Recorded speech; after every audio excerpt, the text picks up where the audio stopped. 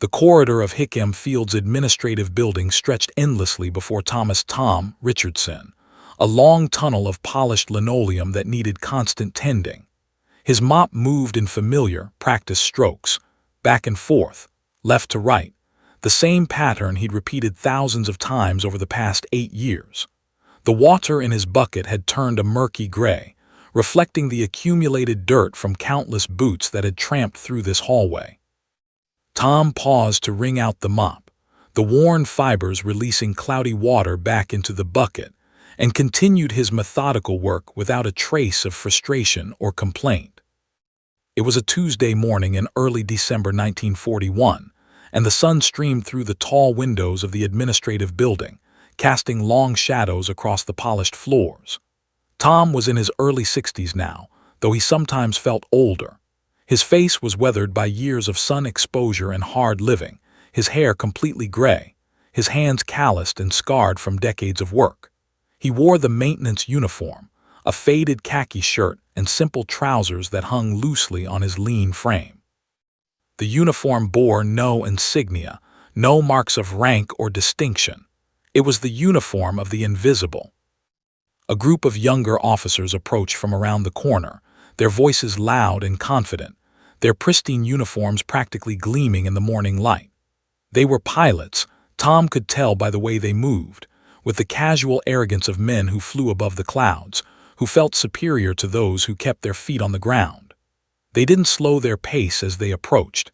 Instead, one of them nearly kicked the bucket of dirty water, sending it skittering several inches across the polished floor.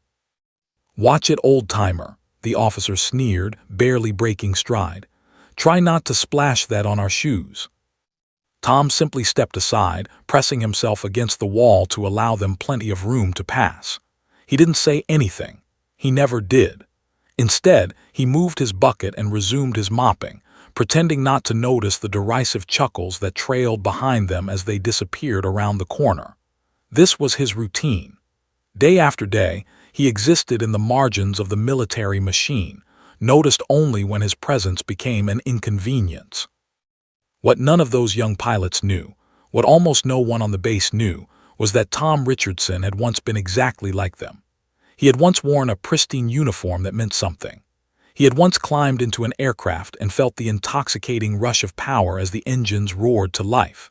He had once been a decorated pilot in the Great War, flying combat missions over the skis of France, earning not 1 but 2 commendations for his service. He had been somebody once. That felt like a lifetime ago. Tom paused in his work and gazed out the window at the airfield beyond. Rows of fighter planes sat in neat lines on the tarmac, their fuselages gleaming in the sunlight. Warhawks and older biplanes all lined up like soldiers at attention.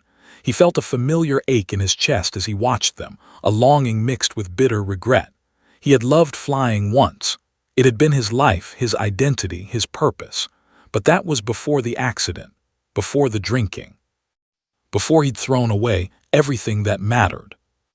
The accident had happened in 1923, nearly 2 decades ago now. It wasn't during combat. The war had ended in 1918. It was during a routine training flight that went catastrophically wrong. Tom had been piloting a Jenny, showing off a bit, pushing the old aircraft beyond its limits. He'd performed a maneuver he'd attempted 100 times before, but this time something went wrong. The aircraft went into a spin, and despite everything Tom knew, everything he'd learned, he couldn't recover. He'd managed to bail out, but the enlisted man in the rear cockpit hadn't been so fortunate. The young kid's name had been Private James Sullivan, and he was only 19 years old. The accident investigation cleared Tom of any mechanical failure or procedural violation. It had been a simple case of pilot error, an unnecessary maneuver pushed too far. Tom had escaped with minor injuries, but Private Sullivan had lost his life. The guilt had been crushing, absolute, and unforgiving. Tom had drunk himself into a stupor almost every night for the following year.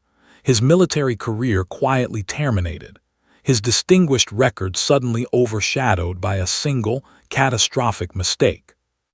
From that point forward, Tom had drifted. He tried various jobs, factory work, construction, day labor, but nothing stuck. The war had ended, times had grown harder, and the country had spiraled into economic chaos. Tom's drinking had worsened, his relationships had fractured, his reputation had been destroyed. He'd become a drifter, a man without purpose or prospects, moving from town to town, taking whatever work he could find. 8 years ago, at his lowest point, Tom had arrived at Hickam Field in Hawaii. He'd been broken, bankrupt, and completely out of hope. A sympathetic base commander had given him a chance at a maintenance position, not out of charity exactly, but because Tom had been honest about his past, and the commander had seen something worth saving in the desperate man before him. It wasn't much, but it was steady work. It provided a room, 3 meals a day, and the anonymity that Tom had come to treasure. In those 8 years, Tom had found something he never expected: peace. Not happiness perhaps, but a quiet acceptance of his place in the world. He worked diligently, kept to himself, and asked nothing of anyone. The other maintenance workers were decent enough men, and they left him alone. The officers and pilots never really saw him at all. He was just part of the infrastructure, as unremarkable as the building itself. In a strange way, that invisibility had become a comfort. He no longer had to pretend to be something he wasn't. He could simply exist, do his job, and let his past stay buried. Tom returned his attention to his mop and bucket. The corridor still needed work. There were always floors to clean, always another shift ahead of him. As he moved through the building, his mind settled into the meditative rhythm of repetitive work. This was his life now, and he had made peace with it. He had given up on greatness, on ambition, on the possibility of redemption. Tom Richardson was simply an invisible man who cleaned floors, and that was enough. What he didn't know, what none of them knew, was that his peaceful anonymity was about to end. In less than a month, the quiet routine of Hickam Field would be shattered forever. And in that chaos, in that moment of absolute terror and confusion, the invisible janitor would discover that some things, once learned, never truly fade away. December arrived at Hickam Field like a storm gathering on the horizon. The weather remained warm and pleasant, the Hawaiian sky as blue as ever, but there was an undeniable shift in the atmosphere that no thermometer could measure. Tom Richardson noticed it first in the small things, the way officers stood in tighter clusters, their conversations dropping to urgent whispers the moment anyone approached. The way the commanding general's face had grown increasingly drawn and tense. The way military readiness drills had become more frequent, more intense, more desperate in their execution. Tom was cleaning the officers' lounge on a Wednesday afternoon in early December when he first heard the name mentioned with real concern: Japan. 3 high-ranking officers sat in the corner, their voices low but not low enough to escape Tom's careful ears. He pretended to be absorbed in polishing a particularly stubborn water stain on the mahogany table, while his senses sharpened to take in every word. "The negotiations in Washington are going nowhere," one officer said, his voice heavy with frustration. "Intelligence suggests the Japanese are not backing down. If anything, they're becoming more aggressive." Another officer, older and with the bearing of someone accustomed to authority, shook his head grimly. "The diplomatic situation is deteriorating rapidly. State Department is getting increasingly pessimistic. We need to assume the worst-case scenario and prepare accordingly." "But prepare for what?" the third officer asked. "An invasion, a surprise attack. Where would they even strike?" Tom's hand paused for just a moment before resuming its polishing. He'd served in the Great War. He understood military strategy, understood the logic of targeting your enemy's strength at its source. If Japan wanted to strike America, where would be the most valuable target? The answer was obvious to anyone with military experience: the naval bases. And there were only 2 significant ones in the Pacific: San Diego and Pearl Harbor. Tom continued his work, saying nothing, but the knowledge settled in his chest like a stone. In the following weeks, the tension only escalated. Training exercises became more aggressive and frequent. Tom observed as aircraft that had previously been haphazardly parked in scattered locations were consolidated into neat, tight rows on the tarmac. He noticed that despite this visual consolidation, the planes remained vulnerable. No dispersal, no underground shelters, no real defensive preparations. It made no military sense to him. It was as if someone had decided on the appearance of preparedness, without actually implementing substantive defenses. The ammunition depots troubled him even more. During his maintenance rounds, Tom observed that explosives and ammunition were stored in centralized locations, concentrated in a few large warehouses rather than distributed and fortified. One well-placed bomb attack could destroy months' worth of supplies. The illogic of it gnawed at him. Surely military planners understood basic principles of defensive strategy. By mid-December, the whispers had become more open conversations. Officers no longer seemed to care if enlisted men overheard their discussions. Tom was changing the light fixtures in a corridor near the command post when he heard a conversation that made his blood run cold. "The Japanese are moving," one officer said with certainty. "Our intelligence sources confirm it. They've been mobilizing their fleet. The question is no longer if but when." "And we're still not prepared," another voice responded with barely concealed anger. "We've requested reinforcements, additional anti-aircraft guns, better radar systems, but everything takes time. We're sitting ducks here and command knows it." Tom's hands trembled slightly as he installed the light fixture. A sitting duck. That's exactly what Hickam Field was. Beautiful, isolated, vulnerable Hickam Field, full of young men who had no idea what was coming. On the evening of December 5th, Tom sat in the small maintenance workers' barracks with a handful of his colleagues. There was Big Joe, a burly man from Texas who never stopped talking, Marcus, a quiet fellow from California, and young Tommy, barely 20, who was just 3 months into his first posting. They were playing cards and sharing a simple dinner of beans and bread that the mess hall cook had prepared. "You hear the news?" Big Joe asked, his cards held loosely in one hand. "Japan's getting real aggressive with the negotiations. My buddy in communications says things are heating up something fierce." Marcus nodded slowly, probably just posturing. Governments always do this. They'll come to some agreement and life goes on. "I don't know," young Tommy said nervously, his youthful face troubled. "Something feels different this time." The officers seemed genuinely worried. Tom said nothing. He simply played his cards and listened, as he always did. These young men had no idea what war really meant. They had no frame of reference for the horror that combat could bring. They thought war was something that happened far away, in distant lands, something they might read about in newspapers. The idea that war could arrive on their doorstep, that it could come screaming from the sky with no warning, seemed impossible to them. As the evening wore on, Tom excused himself early and returned to his modest quarters. The room was small but neat. A bed, a desk, a single chair, a few books.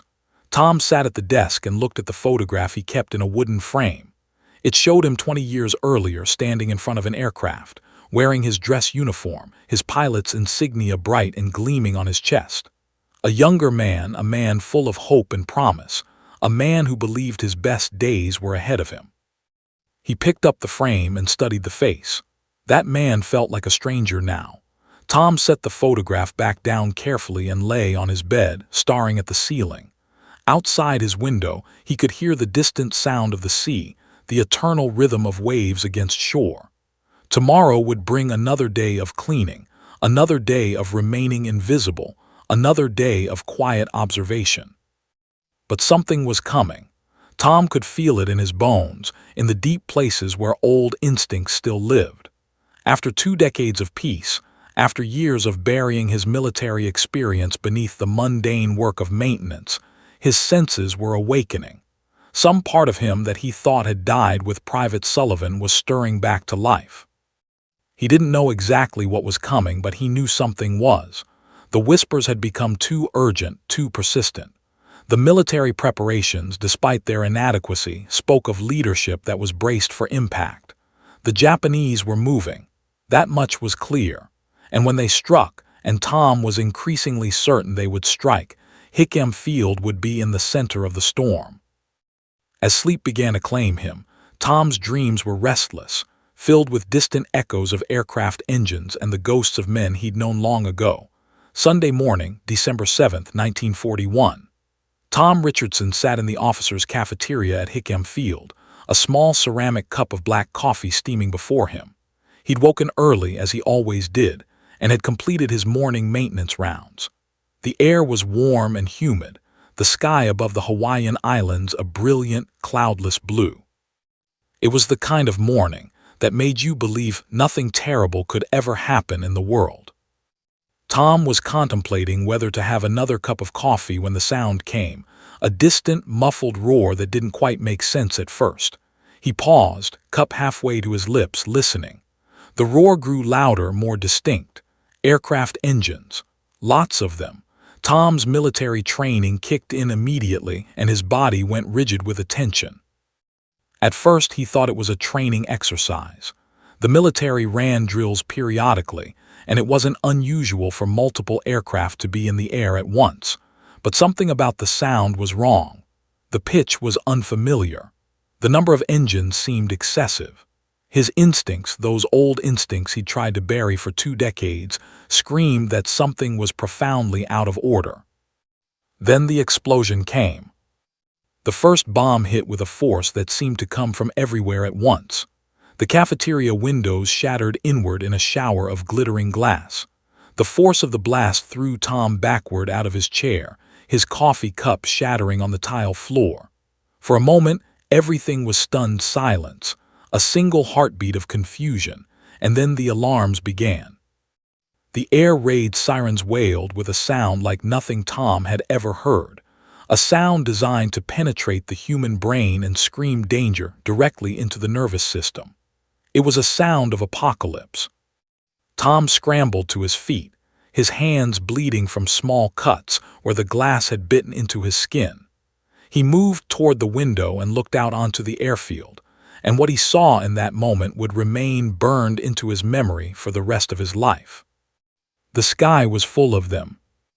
Japanese Zero fighters screamed across the tarmac, their machine guns chattering with a sound like hell's own rain. The neat rows of American fighter planes that had been so carefully lined up on the runway, the P-40 Warhawks, the older biplanes, all the aircraft that represented America's Pacific defense, erupted into flames. One after another, they caught fire, exploding in brilliant orange and yellow fireballs that sent columns of black smoke spiraling into that pristine blue sky. The first wave of bombers came next, their bellies full of explosives meant for battleships and fuel depots. The ground trembled with each detonation. Buildings shook. Windows exploded. The world had become a place of violence and fire and destruction.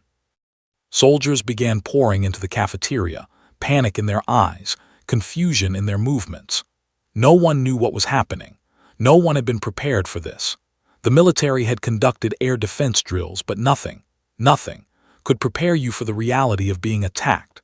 Young men who had joined the military for job security or adventure or a desire to serve their country suddenly found themselves in the middle of a battle for which they had no training, no weapons, and no clear orders.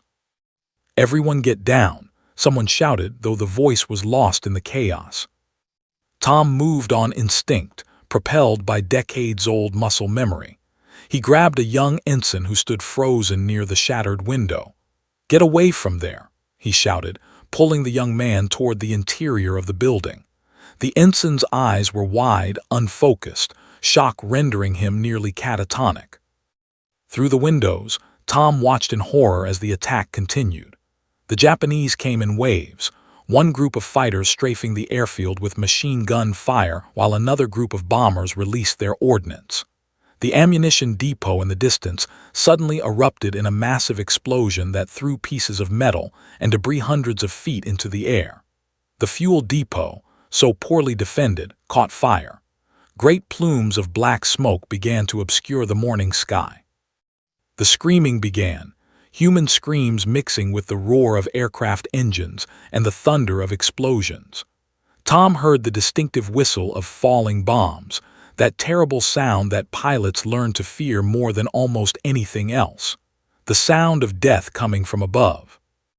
A young officer Tom had seen around the base several times burst through the cafeteria doors, blood streaming down his face. "To your battle stations," he was shouting, his voice nearly incoherent. "We're under attack. Everyone to your battle stations." But there were no battle stations for maintenance workers. Tom had no assigned position, no weapon, no role in the military's defensive structure. He was invisible again, even in the midst of catastrophe. The second wave came with even more intensity than the first. More fighters, more bombers, more death raining from the sky. Tom watched as soldiers tried desperately to man anti-aircraft guns that seemed impossibly undermanned and undersupplied. He saw young men, barely older than Tommy from the barracks, manning weapons with desperate courage, firing at aircraft that seemed impossibly fast, impossibly maneuverable. It wasn't enough. The Japanese had the advantage of surprise, of superior numbers, of tactical preparation. The American forces at Hickam Field were being slaughtered. The cafeteria filled with wounded men. Some had burns so severe that Tom could barely look at them. Others had shrapnel wounds, limbs hanging at wrong angles, blood pooling on the tile floor. The base's medical personnel were overwhelmed, completely unable to handle the sheer volume of casualties. Tom moved through the chaos almost without thinking, helping where he could. He helped carry a badly wounded officer toward the medical station. He helped stabilize another soldier whose leg had been nearly severed by shrapnel. He worked on pure instinct, driven by something deeper than conscious thought. The attack continued for what felt like an eternity, but was actually only about 2 hours. The Japanese came in 3 waves, systematically destroying the base's aircraft, its fuel supplies, its defensive capabilities. By the time the Japanese finally withdrew, the sun was higher in the sky, and Hickam Field had been transformed from a peaceful military installation into a hellscape of burning wreckage and human suffering. Tom stood in the middle of the destruction, covered in blood and ash, and looked around at what had been done. Thousands of men had died or been wounded. The aircraft that had represented American power in the Pacific were twisted wreckage on the tarmac. The base's infrastructure was severely damaged. Everything had changed in less than 2 hours. And Tom Richardson, the invisible janitor, stood at the center of this catastrophe, his old instincts fully awakened, understanding with absolute clarity that this moment would define everything that came after. The second wave of Japanese attacks was still ongoing when Tom Richardson experienced something he hadn't felt in 20 years: clarity. Not the confused clarity of shock or trauma, but the sharp, crystalline focus that came from military training meeting desperate necessity. As explosions continued to rain down on Hickam Field, Tom stood in the middle of the cafeteria surrounded by chaos. Wounded men, panicked soldiers, officers barking contradictory orders that went nowhere and accomplished nothing. He watched as a young major tried to coordinate some kind of defense, but the officer's voice was lost in the cacophony of noise. Another officer contradicted his orders, and within seconds, the handful of enlisted men who had begun to move toward the airfield stopped in confusion, uncertain whom to follow. 3 separate runners came through asking for conflicting instructions. No one knew what was actually happening on the base. No one knew which positions were still manned, which were destroyed, where ammunition was available, or how many men had been casualties. The military machine, which was supposed to function with precision and discipline, had shattered into 1,000 pieces. Tom moved through the cafeteria almost without conscious direction, his feet carrying him toward the doorway. Soldiers grabbed at him as he passed, asking questions he couldn't answer. A young private with a severe burn on his arm clutched his sleeve desperately. "Sir, where should I go? What should I do?" the young man asked, his voice cracking with fear and pain. Tom paused, placed a hand on the private's shoulder, and pointed toward the medical station with authority he didn't know he still possessed. Medical station. Now, keep pressure on that wound. The private nodded and moved without question, taking comfort in the simple clarity of a direct command.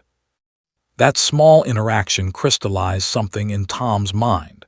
In the midst of catastrophe, people didn't need complicated orders or defensive strategies. They needed someone to tell them what to do. They needed direction. They needed a voice of authority cutting through the confusion.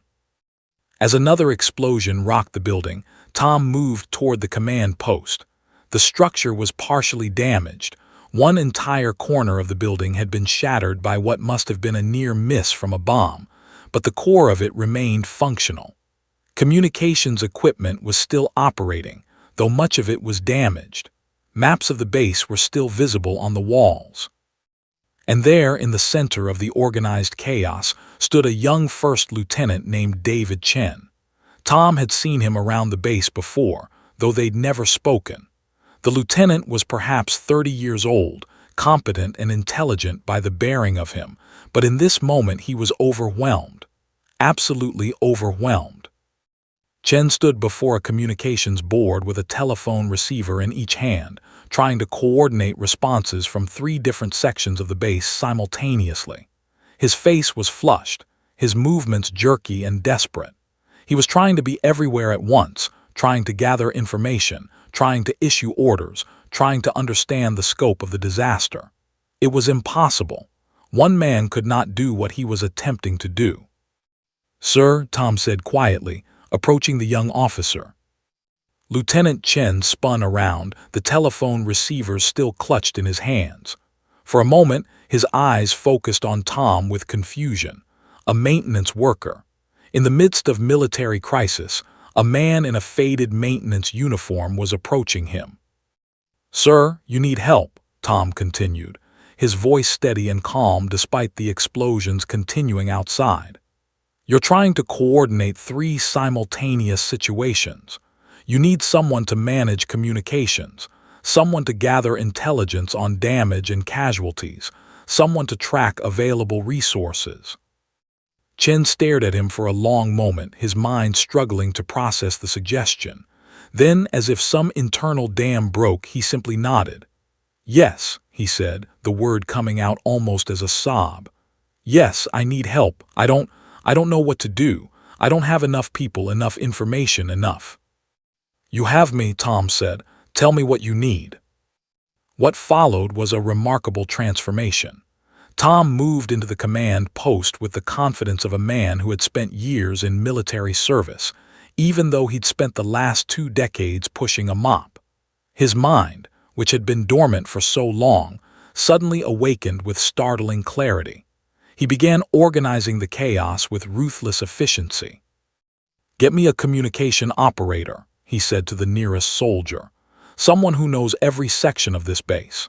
Within seconds, a young ensign appeared. Tom began using him to systematically contact each area of the base, gathering information about casualties, damage, and available personnel. "Who's manning the anti-aircraft positions?"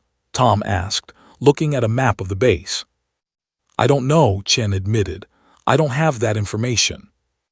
Tom's mind moved through the problem with the precision of a chess master. The anti-aircraft emplacements were in 5 key locations around the base. He needed to know if they were manned, if they had ammunition, if the gunners knew what they were doing. He began delegating tasks with natural authority. "You," he said to another young officer who had wandered into the command post looking lost, "find out the status of the north anti-aircraft position. Go yourself if necessary. Report back in 5 minutes." The officer, grateful for clear direction, immediately left to carry out the order. As Tom worked, a remarkable thing began to happen. The military structure, which had seemed to be completely failing moments before, began to reorganize around him. Not because he held any official rank, he didn't, but because in the midst of catastrophe, people gravitated toward competence and certainty. More officers began arriving at the command post. Instead of contradicting each other or creating additional confusion, they began looking to Tom for guidance. They brought him information. They asked his opinion on where to position personnel. They deferred to his judgment on priorities. Tom realized what was happening, understood the weight of what he was taking on, and made the conscious choice to continue anyway. For 20 years, he had been nobody. For 20 years, he had hidden from responsibility and authority. But in that moment, with his country under attack, with young men dying, with the base crumbling around him, he could not afford to remain invisible. "Get me a runner," he said to Chen, who was now looking at him with something approaching awe. "I need him to carry orders to every section of this base. We're going to organize our defense, and we're going to make it count." The runner appeared within seconds. Tom began issuing a series of commands, each one calculated, each one designed to maximize their limited resources. He ordered personnel to specific anti-aircraft positions.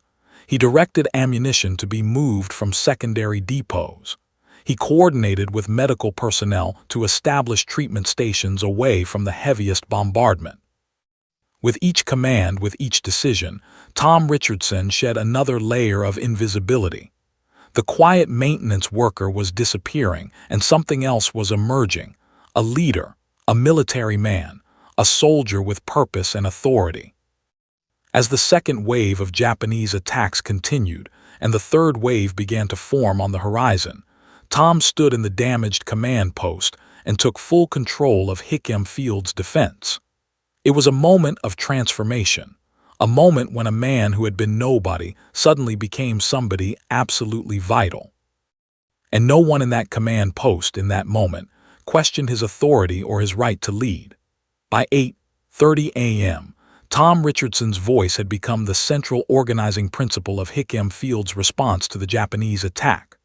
Over the telephone lines that still functioned, through runners who sprinted between positions, through officers who carried his instructions to every corner of the base, his calm, measured tone cut through the chaos like a blade through silk. Men who were panicking, men who were lost, men who were terrified, they all heard Tom's voice, and it steadied them. "North anti-aircraft position," he said into the telephone, his voice carrying absolute certainty. "You have 4 guns operational. I'm sending you ammunition from the secondary depot. Don't waste fire. Wait until you have clear targets, then make every round count." The gun captain on the other end, a sergeant named McAllister who had been trained in anti-aircraft defense but had never actually faced combat, felt something shift inside him. This wasn't panic. This wasn't confusion. This was a man who knew exactly what he was doing, speaking with the authority of someone who understood the situation completely. "Yes, sir," McAllister responded, and for the first time since the Japanese had appeared in the sky, he felt something other than pure fear. He felt purpose. Tom worked with systematic precision, moving through the damaged command post like a general commanding an army. Every decision was calculated. Every order was designed to maximize their desperately limited resources. He had already identified their core problems.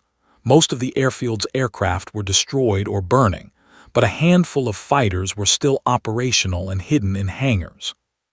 The anti-aircraft guns were undermanned and undersupplied, but with proper positioning and ammunition management, they could become effective. The base's fuel and ammunition depots were vulnerable, but if he could get protective fire positioned quickly enough, they could be saved. "Get me the airfield commander," he said to another officer. When the commander came on the line, Tom could hear the man's voice shaking with the weight of the disaster unfolding around him. "Sir, I need pilots in the air," Tom said without preamble. "How many fighters do we have operational?" There was a pause. The commander was checking. "We can get 4 P-40s airborne," he said finally. 4 birds are still intact, hidden in the maintenance hangars. But sir, they're unmanned. All our pilots are either dead, wounded, or scattered across the base." Tom's mind raced through possibilities. Most of the base's officers and pilots were military academy graduates, young men with years of training. But not all of them. There were reserves, men who had been training but weren't officially listed as combat pilots. More importantly, there were men like himself, men who had flown before, who understood aircraft, who could operate an engine and control a stick. "Find every man on this base who knows how to fly," Tom said. "Every pilot, every flight instructor, every reserve trainee, and every man who's ever sat in a cockpit. Tell them they have 5 minutes to get to the maintenance hangars. We're launching a counterattack." The order went out, and within minutes men began appearing at the hangars, some in uniform, some not, some with proper training, others with barely more than a prayer and hope. Among them was a young captain named Robert "Bobby" Morrison, who had received his pilot wings just 6 months earlier. Another was an older reserve pilot named Samuel Chen, Lieutenant Chen's cousin, who had been on the base as a visiting instructor. Tom worked the telephone, coordinating their efforts. "Get those birds out of the hangars," he said. "Minimal ammunition, minimal fuel, but get them airborne. I don't care if they're not carrying full loads. We need a visible defense." As the first P-40 taxied out onto the damaged tarmac, Tom felt a surge of something he hadn't experienced in decades. The knowledge that he had set something in motion, that he was exercising command, that men were living and dying based on his decisions. The second wave of Japanese attacks had been relentless, but the third wave was even more aggressive. The enemy pilots, sensing little organized resistance from the ground, had grown bolder. They descended lower, attacked with more precision, targeted the fuel depot with increased ferocity. But now, for the first time, American fighters rose to meet them. Captain Morrison's P-40 climbed into the sky with a roar that Tom could hear even from inside the command post. The young pilot had received barely any combat training, but he understood the basics of flying, and right now, that was enough. The sight of an American fighter climbing into the sky, however outnumbered, however unprepared, had an electrifying effect on the men below. Anti-aircraft crews who had been demoralized suddenly straightened their backs. Men who had felt like helpless victims suddenly felt like participants in their own defense. The impossible had suddenly become possible. Tom continued his work with relentless focus. As ammunition began to run low in some positions, he routed additional supplies from less critical areas. As particular positions reported Japanese aircraft concentrating their attacks, he directed available gun crews to reinforce those areas. He managed personnel deployment with surgical precision, moving men from less essential tasks to critical defense positions. "Medical station, this is command," he said into another telephone. "How many wounded are you handling?" The response came back almost immediately. "We're at capacity, sir. We have over 300 wounded and we're still receiving casualties. We need more personnel, more bandages, more morphine." Tom made rapid mental calculations. "I'm sending you 20 personnel from non-critical sections. Tell me what supplies you need most urgently." As the conversation continued, Tom was simultaneously directing crews at the fuel depot, coordinating with the anti-aircraft positions, and managing the handful of pilots who had managed to get airborne. It was impossible, yet he was doing it. Around 9:15 a.m., one of the P-40s, Captain Morrison's aircraft, managed to get behind a Japanese Zero fighter. The young American pilot, flying on instinct and training and pure desperation, fired his machine guns. The tracer rounds streaked across the sky, and incredibly, impossibly, they found their target. The Japanese fighter erupted in flames. The news spread through Hickam Field like electricity. American soldiers who had watched their base burn in helpless agony suddenly erupted in cheers. For the first time since the attack began, they had drawn blood. They had struck back. Tom heard the report come through the communications system, and for just a moment he allowed himself a small, grim smile. Then he returned to work. As the Japanese attacks continued, the base's defense became increasingly effective. Not because the American military suddenly had more resources. They didn't. Not because the Japanese became less skilled or less determined. They didn't. But because Tom Richardson, moving through the damaged base, speaking with absolute certainty, coordinating every available resource with military precision, had transformed chaos into organization. Officers followed his instructions without question. Enlisted men responded to orders carried by runners with new purpose. The anti-aircraft guns, positioned according to his tactical calculations, claimed 7 Japanese aircraft in the second and third waves. The fuel depot, protected by the crews he'd positioned there, remained intact.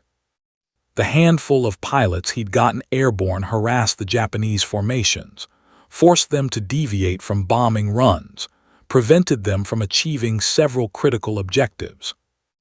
And through it all, Tom Richardson's calm voice continued to direct operations. Not shouting, not panicking, simply speaking with the certainty of a man who understood what needed to be done and how to do it. His voice became a beacon in the darkness, a point of stability in the chaos, the sound that told everyone from the commanding general to the lowest-ranking private that someone somewhere knew what was happening and was taking action. By late morning, when the Japanese finally began to withdraw, Tom had transformed from the invisible janitor into the most vital man on Hickam Field. The Japanese third wave came at 9:00 a.m., more than an hour after the initial attack. By this time, Tom Richardson had established something unprecedented at Hickam Field, a functioning, coordinated military defense orchestrated by a man who held no official command position. Yet his authority was absolute, his decisions were being followed without question, and his strategic positioning was proving devastatingly effective. The third wave consisted of 36 Japanese bombers with fighter escort, their mission to finish what the first 2 waves had started. They expected to encounter minimal resistance. Instead, they found anti-aircraft positions that were manned, supplied, and expertly coordinated. They found American fighters in the sky, however few and however outmatched. They found an enemy that was no longer helpless. Tom stood in the command post, now accompanied by 5 officers who had deferred all final decision-making authority to him. His face was pale from lack of sleep and the stress of continuous crisis, but his eyes were sharp, focused, alive in a way they hadn't been in 20 years. Before him was a detailed map of Hickam Field with colored markers indicating active positions, ammunition levels, personnel locations, and priority targets requiring protection. "They're coming in from the northeast," a young ensign reported, binoculars to his eyes as he scanned the sky. 3 groups of bombers, approximately 300 meters altitude, closing on the field. Tom's mind processed the information in seconds. The northeast approach meant they would pass over the fuel depot first, the same critical target they'd been hammering all morning, the same target he'd reinforced with anti-aircraft crews and ammunition. "Northeast anti-aircraft positions, this is command," Tom said, his voice steady despite the gravity of what was about to happen. "You have priority targets incoming. 7 guns, northeast approach, 1,000 meters out. Hold fire until you have clear targets in the pattern, then give them everything you have." "Understood, sir," came the response from Sergeant McAllister, the gun captain who had already become one of Tom's most capable field commanders. The Japanese bombers descended, their bomb bay doors opening, their aircraft silhouetted against the bright Hawaiian sky. For a moment, everything seemed to slow down, as if the entire world was holding its breath. Then the anti-aircraft guns roared to life. 7 guns firing in coordinated volleys sent a curtain of flak into the sky. The timing was perfect. Too soon, and the bombers could have altered their approach. Too late, and they would have already released their ordnance. Tom had calculated the mathematics of ballistics and aircraft speed with the precision of a chess master planning 3 moves ahead. 1 Japanese bomber erupted in flames, its pilot desperately trying to nurse the crippled aircraft away from the base. Another took hits and began losing altitude. A third banked hard, its bombing run spoiled by the intensity of the anti-aircraft fire. The Japanese formation scattered, forced to deviate from their primary targets. Some bombs still fell. War was not a mathematical equation where everything could be controlled. Some Japanese pilots managed to release their loads before their aircraft were hit. Some bombs found their targets. But where there would have been catastrophic destruction had Tom not positioned those crews with such precision, there was now merely significant damage. The critical difference came in what was protected. The fuel depot, which the Japanese had been systematically targeting all morning, remained largely intact. The ammunition depot, which could have been destroyed completely, suffered only peripheral damage. The machine shops and maintenance facilities, which were essential to any future military operations, were protected by the firepower that Tom had positioned there. As the third wave pressed through the defensive fire, Captain Morrison's P-40 intercepted a Japanese Zero fighter that had descended too low. The two aircraft twisted and turned in a deadly dance, tracer rounds streaking across the sky. Morrison, a young man who should have been having breakfast with friends this morning, was now fighting for his life and the lives of everyone below him. He was flying on pure instinct and the muscle memory of training. The Zero pilot was better trained, more experienced, and flying a superior aircraft. But Morrison had something the Japanese pilot didn't have. He was flying for his home, for his country, for the men below who were depending on him. He rolled his P-40 in a maneuver that would have been suicidal in a less capable aircraft, and suddenly he was on the Zero's tail. His machine guns blazed. The Japanese pilot's aircraft took hits, smoke beginning to pour from the engine. The Zero pilot, realizing he was beaten, pointed his damaged aircraft toward the sea and began a descent that he knew would end in his death. It was the last act of a proud warrior, to die, but not to crash on American soil, not to be captured. Morrison watched until the Japanese aircraft disappeared into the ocean, then looked for the next target.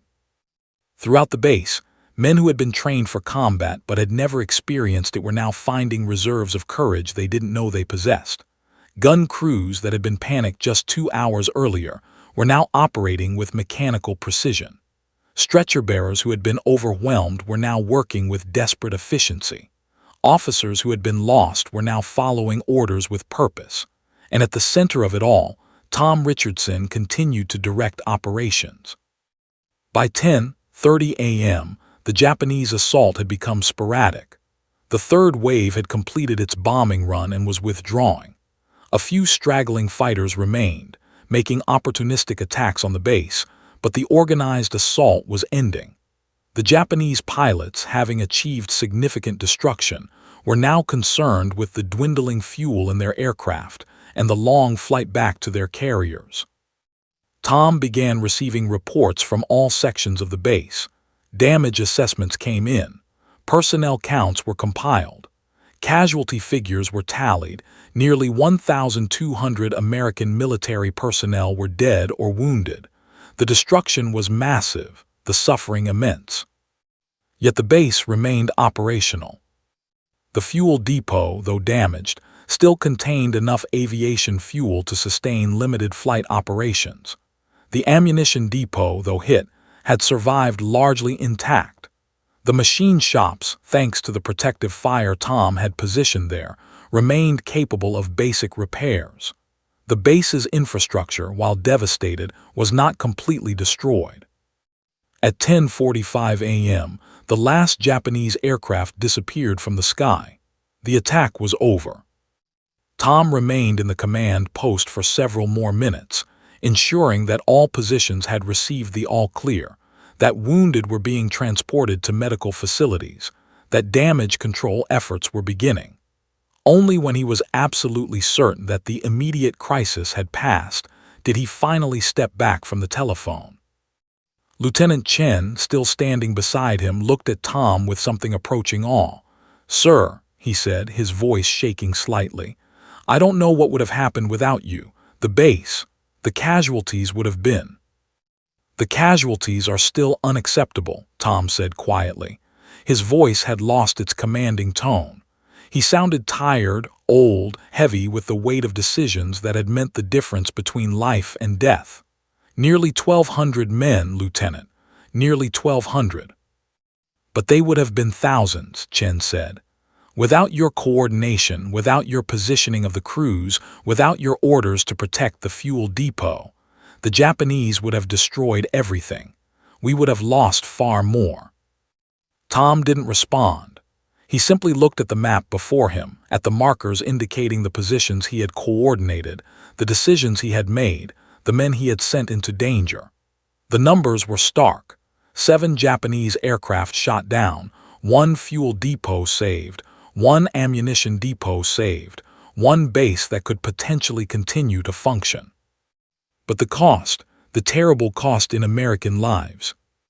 As officers began arriving to take over the recovery operations, Tom quietly excused himself from the command post. He had done what needed to be done. Now it was time for others to manage the aftermath. No one noticed the maintenance worker in the faded uniform as he slipped out of the command post and into the devastated landscape of Hickam Field. In the hours immediately following the Japanese withdrawal, chaos still dominated Hickam Field, but it was the chaos of recovery rather than the chaos of crisis. Ambulances transported the wounded to medical facilities. Crews began salvaging what could be salvaged from destroyed aircraft. Damage assessment teams moved systematically through the base, documenting the scale of destruction.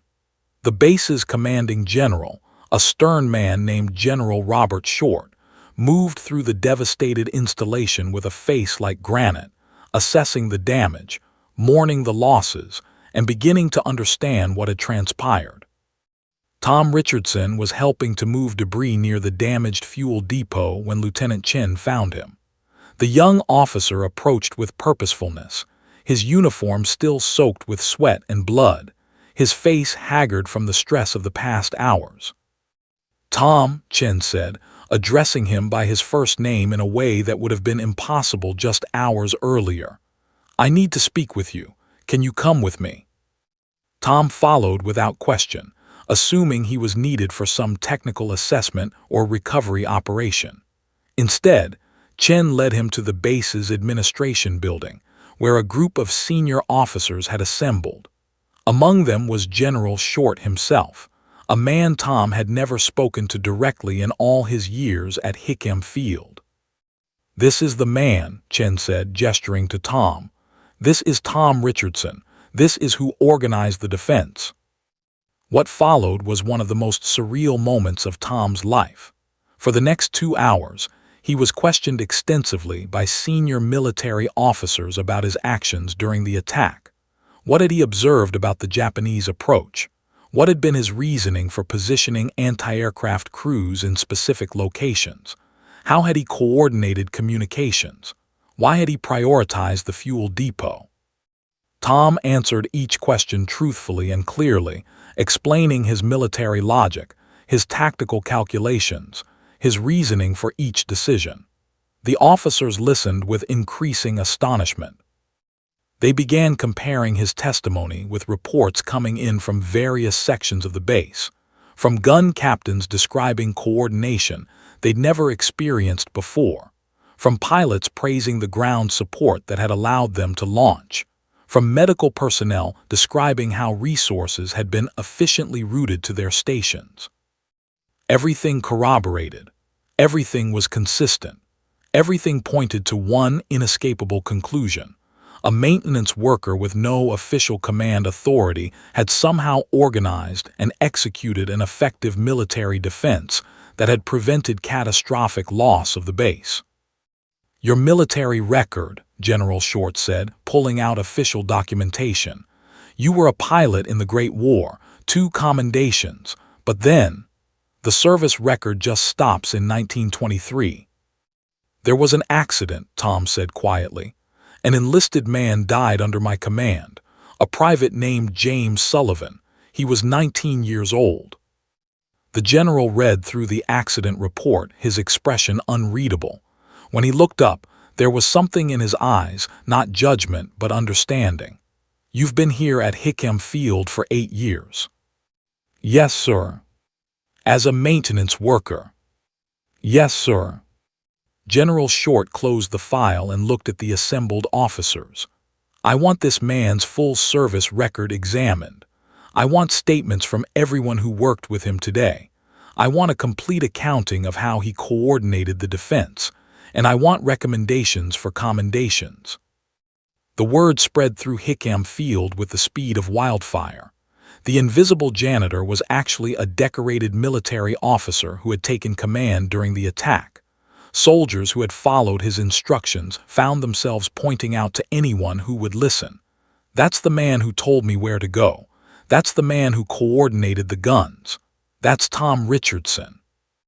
By the next morning, reporters from newspapers across Hawaii descended on Hickam Field demanding interviews. The story was too perfect, too compelling, too human to be ignored. The invisible man who had emerged as a hero, the maintenance worker who had been dismissed and ignored suddenly revealed as possessing extraordinary military competence. Officers who had previously walked past Tom without a glance suddenly sought him out, wanting to shake his hand, wanting to be associated with him, wanting to claim credit for having recognized his potential. The same pilots who had sneered at him now approached with respect and gratitude. Men who had ignored him for years suddenly wanted to be his friend. Tom found it all deeply uncomfortable. A reporter named Sarah Chen, no relation to the lieutenant, cornered him in the command post on the morning of December 8th. She was aggressive, sharp, asking probing questions designed to get at the emotional heart of the story.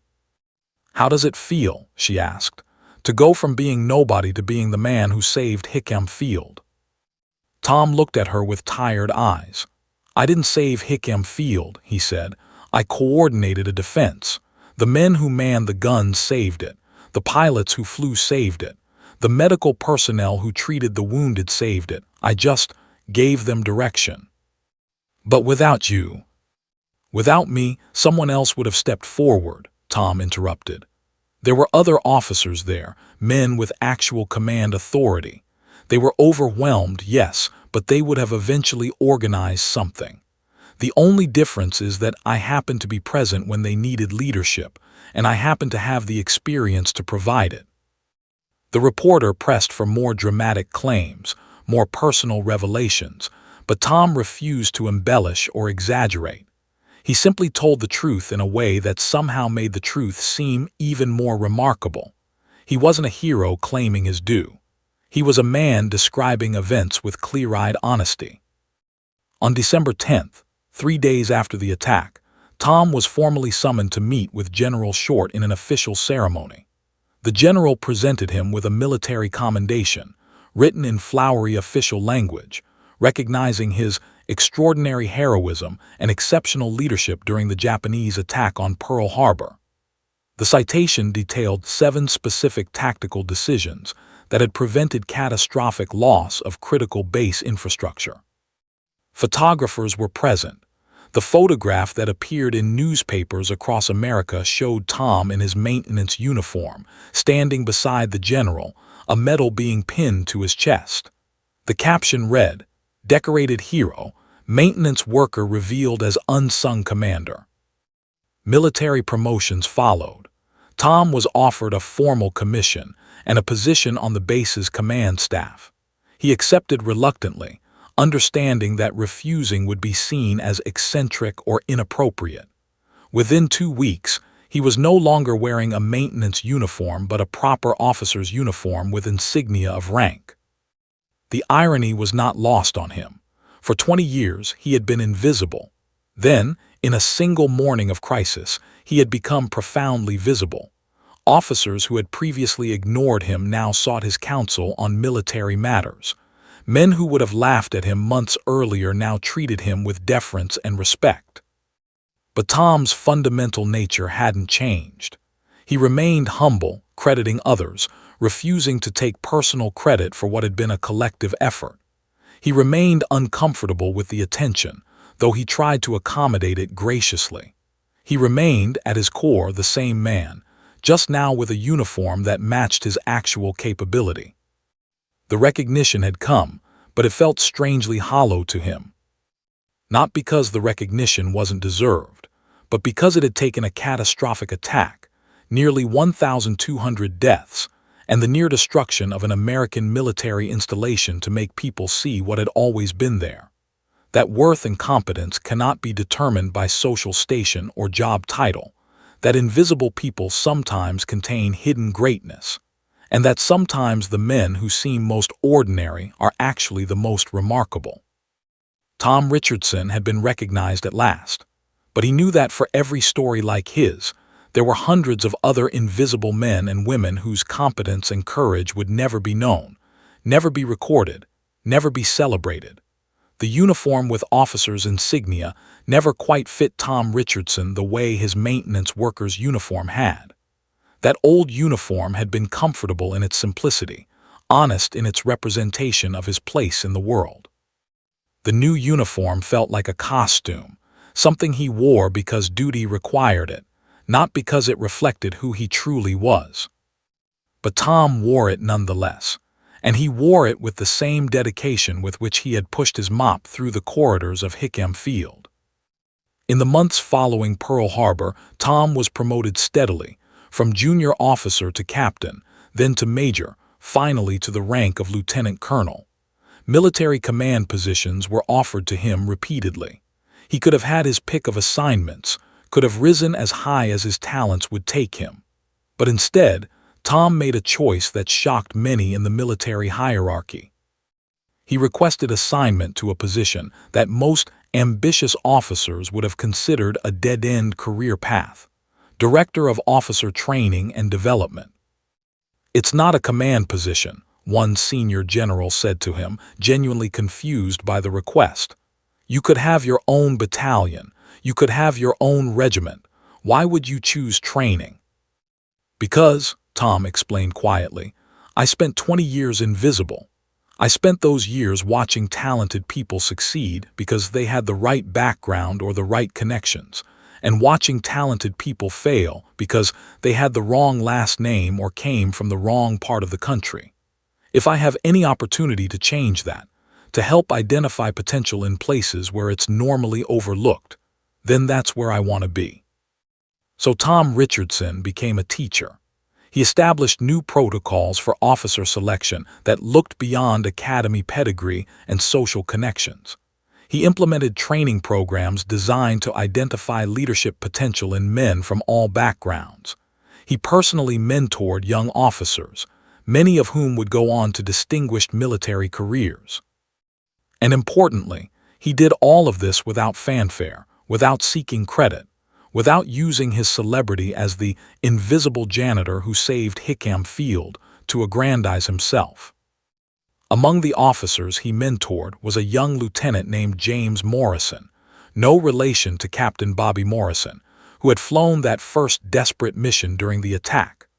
Tom took James under his wing, seeing in the young officer the same uncertain brilliance he recognized in many overlooked men.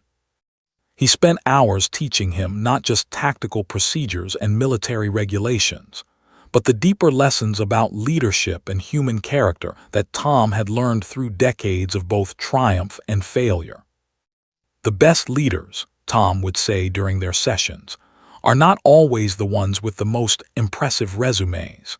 They're the ones who understand that people need more than orders. They need to understand the purpose behind those orders. They need to believe that their leader genuinely cares about their survival and their success."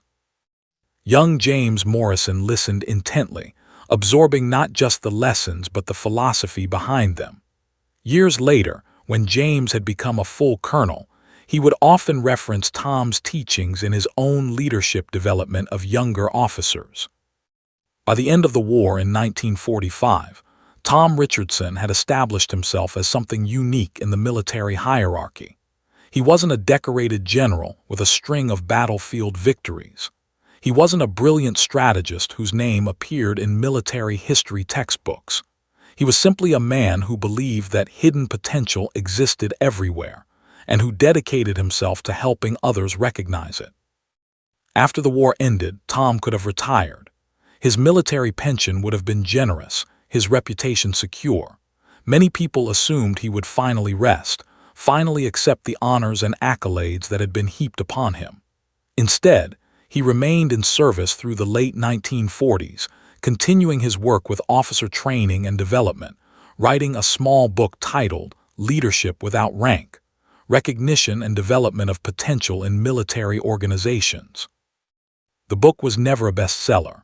It was too philosophical, too lacking in dramatic war stories for popular appeal. But within military circles, it became essential reading for officers tasked with identifying and developing leadership talent. Tom's central thesis, that true greatness often appears in unexpected places, and that a leader's responsibility is to recognize potential wherever it exists, became increasingly influential as the military expanded in the Cold War era. Tom's quiet demeanor, his consistent humility, his unwillingness to trade on his Pearl Harbor fame, all contributed to something remarkable. He became genuinely beloved by the men and women under his command. Young officers didn't follow his orders because they feared him or because he had rank. They followed his orders because they trusted him, because they believed he had their best interests at heart, because they sensed in him a man who valued human life and human potential above all else. In 1950, at the age of 62, Tom finally retired from active military service. The military threw him a farewell ceremony attended by generals and high-ranking government officials. They presented him with medals and commendations, praised his contributions to the development of military personnel, and expressed their gratitude for his decades of service. Tom accepted it all with grace and quiet dignity. But in his retirement remarks, he spoke not about his own achievements, but about the potential in the men and women he had trained, the leaders who would shape the military's future. "I am not an exceptional man," he said, looking out at the assembled crowd. "I am a man who was given an extraordinary opportunity to use whatever skills and experience I possessed, but many of you in this room are truly exceptional. Your task, your responsibility, is to look around you and recognize exceptional potential in places where it might be easy to overlook it. Not everyone who will become a great leader looks the part when you first meet them. Not everyone with brilliant ideas comes from a brilliant background."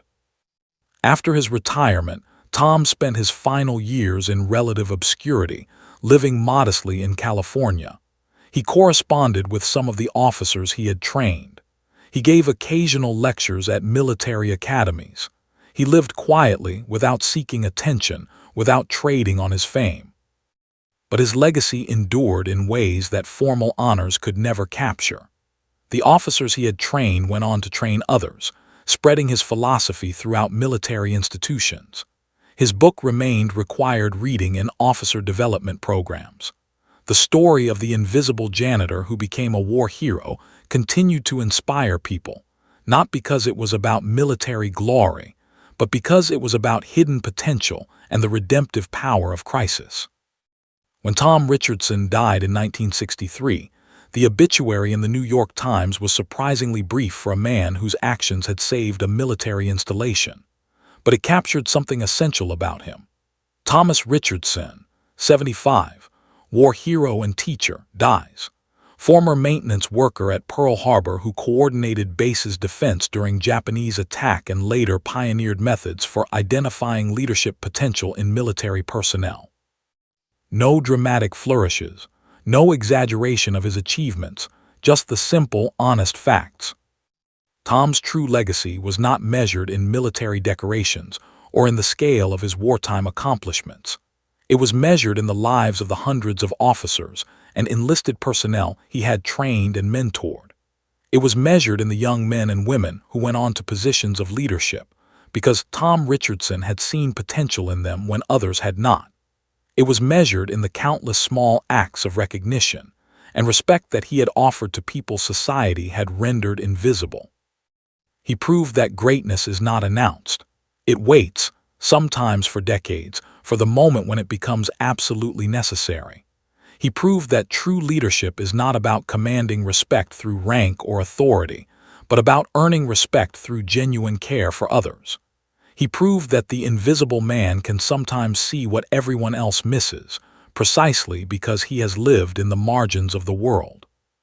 Tom Richardson's story endured not because he had been suddenly and dramatically recognized, but because his recognition came too late to change him. The honors never corrupted him. The fame never inflated his ego. He remained fundamentally the man he had always been: quiet, humble, dedicated to service, committed to recognizing potential wherever it existed.